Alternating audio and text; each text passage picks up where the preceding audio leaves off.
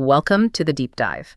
Now, if you're serious about optimizing performance, the world of athletic nutrition, supplementation, it can be a confusing mess. Absolutely. It's a space where there's a lot of enthusiasm, but also, conflicting science, and sometimes, let's be honest, flat out snake oil. Yeah, exactly. So our mission today is really to give you the ultimate shortcut. We've looked at your sources to pull out the 4 essential evidence-backed components of athletic supplementation. We're focusing purely on these 4 key players that the research really highlights as foundational for optimizing performance. We want to cut through all that noise and give you actionable dosages and, crucially, the why behind them. Right. And when we talk about optimizing performance through diet, we're really talking about meeting extremely high nutrient demands. These are demands far beyond what the average person needs. Much higher. The core idea here is that supplements are basically tools. They're used specifically to hit those hyper-elevated nutrient levels you need for optimal training, muscle development, energy, and getting maximum muscle mass. They're a utility, not really a replacement for good habits. Okay, so let's unpack this then, and let's identify those 4 cornerstones. These are the ones our sources consistently flagged as the essentials: protein powder, creatine, glutamine, and omega-3. Big 4. Yeah. Now, before we get into the numbers, there's one immediate warning the sources flagged that we really have to address.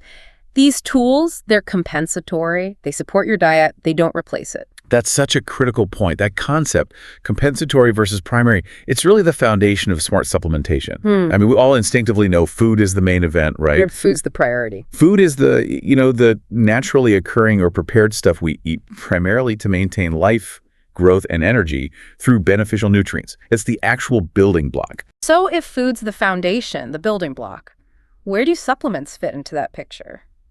Our sources define them more like the supportive structure. Exactly. The processed products, you see them as capsules, powders, oils, like fish oil, and their function is purely to make sure you're getting adequate intakes of essential nutrients. Supplements are specifically there to compensate when your intense training pushes your body's needs way beyond what's easily sustainable through just food alone. Precisely. And understanding that difference really helps us use them correctly. Food sources are inherently complex, right? They come from plants or animals, offering macros and micros together. A whole package. Supplements, on the other hand, are processed.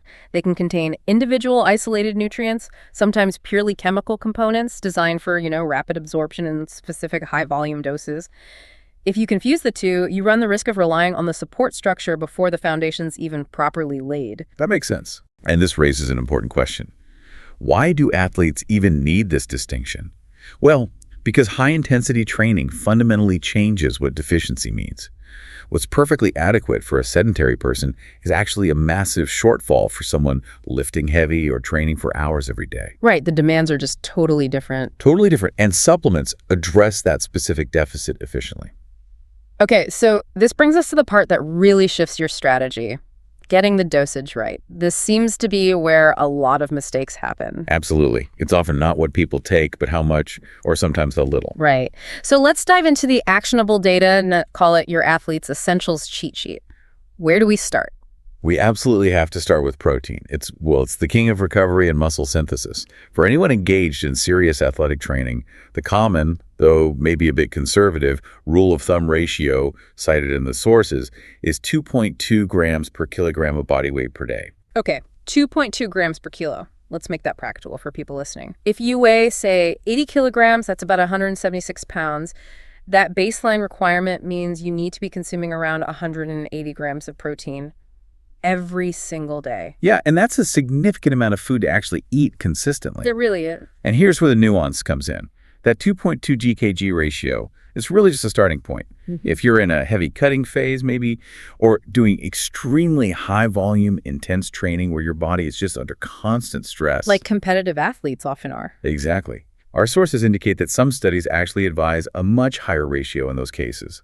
Optimal requirements for those really extreme training goals can climb up to between 2.64 grams and even 3.3 grams of protein per kilogram of body weight. Wow, that's a big jump. It is. The intensity of your goal really dictates where you fall on that spectrum. That distinction is absolutely crucial. Okay, moving on. Creatine. Now, if your primary goal is maximizing strength and muscle gains, the research seems pretty straightforward here. Is there much debate about the ideal dose? Very little, actually. For optimal benefits, meaning you get saturated muscle stores, which help with strength and cellular hydration, you really just need 5 grams of creatine daily. That specific dose is incredibly consistent across the material we looked at. 5 grams. Simple enough. So if 5 grams works, is there any compelling reason cited in the sources to take more? Like, should someone bother with a loading phase or just stick to that steady 5-gram maintenance dose? The maintenance dose is really the most effective long-term strategy. I mean, sure, loading phases taking maybe 20 grams a day for a week, they can saturate your muscles faster. Be there quicker. Right. But the simple 5-gram daily dose achieves full saturation over time anyway, and you avoid the potential for minor digestive discomforts that some people get with those really high-loading doses. The main goal is just consistency at 5 grams. Consistency. Okay. Next up, let's talk about one that sometimes feels like an unsung hero. Glutamine. It's a constituent of protein, we know that, but why would a serious athlete need to maybe isolate it as a separate supplement? That's a great question. Glutamine is definitely important for muscle repair and growth, but its role actually extends beyond just structure. It's a really critical factor in immune support. Immune support. Okay. Yeah, and that's especially important when athletes push their bodies to the point of depletion, which can lead to higher risks of getting sick. Crucially, studies show it helps prevent catabolism, that's the breakdown of muscle tissue, especially when you're training under, say, severe caloric deficits, or maybe your recovery isn't quite optimal. Think of it like an insurance policy for preserving that hard-earned muscle. Okay, if you're training hard, that insurance policy sounds pretty essential. So what's the specific effective dose the sources identified? The material points towards 10 grams daily. That seems to be the effective dose for muscle maintenance and that crucial recovery support. 10 grams daily for glutamine. Got it. Okay, finally, let's turn to omega-3. A lot of people associate fish oil with general wellness, maybe heart health. How do we connect its benefit directly to high-level athletic performance, especially since, it doesn't build muscle like protein or creatine do? Right. It's not a direct muscle builder, but we connect it through inflammation. While omega-3 is definitely effective in preventing and reducing cardiovascular disease risk, that's a general health benefit for everyone. Sure. For athletes, its key performance function is tackling exercise-induced inflammation. It helps reduce things like joint pain, it can improve blood flow, and ultimately accelerate your overall recovery speed. That makes you ready for the next training session faster. So it's about faster recovery and reduced inflammation. That is a direct performance enhancer. Exactly. It lets you train harder, more consistently. And the recommended dose for those anti-inflammatory benefits, you mentioned reading the label correctly here, is essential. Absolutely critical. The target dose is 1.8 grams per day, but, and this is the important part that refers only to the active ingredients, those are EPA and DHA. EPA and DHA. Yep, eicosapentaenoic acid and docosahexaenoic acid. Those are the specific fatty acids your body actually utilizes for these anti-inflammatory effects. So you have to look past the total fish oil amount on the front of the bottle and check the supplement facts panel to verify that the EPA and DHA content combined hits that 1.8 gram mark per day. Okay, super important detail there. Check for the combined EPA and DHA. All right, so that gives us our 4 key daily targets. Protein, potentially up to 3.3 grams per kilo, depending on intensity, 5 grams of creatine, 10 grams of glutamine, and 1.8 grams of active omega-3 ingredients, EPA and DHA. That's the core list. Now, if we connect this back to the bigger picture, the sheer volume of these nutrients needed for peak performance is, well, it's startling when you add it all up. So why go through the effort and expense of supplementing? Why not just try to get it all from whole food? And this really boils down to the simple economic and, frankly, physical reality of elite-level nutrition. It becomes mathematically and just practically impossible for many athletes to consistently hit these kinds of targets using only whole foods. But that's where the sources really lay out the practical difficulties. Like, let's take that 180-gram protein target we talked about earlier, or even pushing towards 200-plus grams, trying to hit that just through, say, chicken breast or lean beef. It sounds like a full-time job in itself. It really does. Getting the correct amounts of all these specific nutrients from food alone is incredibly difficult, and in some cases probably impossible without meticulous, maybe even obsessive planning. And that difficulty leads directly to the next problems mentioned, right? The risk of overeating. Exactly.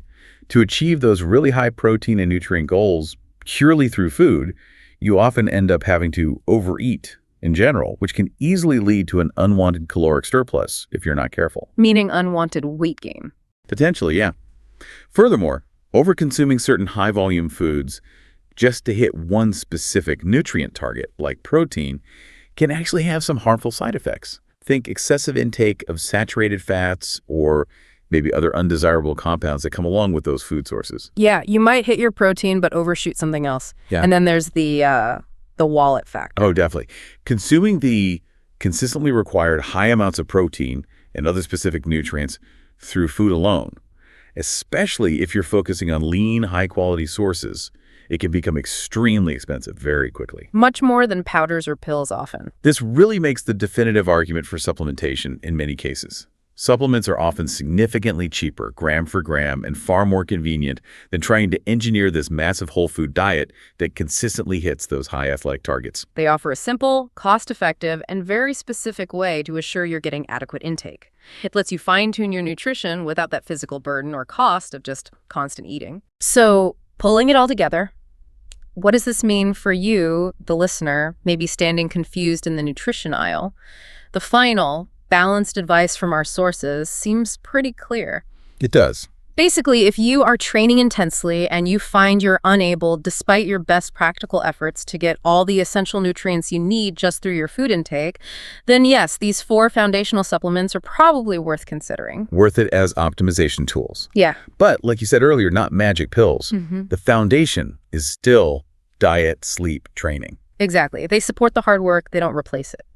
Okay, let's quickly recap the key knowledge you now have from this deep dive. You know the 4 essential supplements we focused on: protein, creatine, glutamine, and omega-3.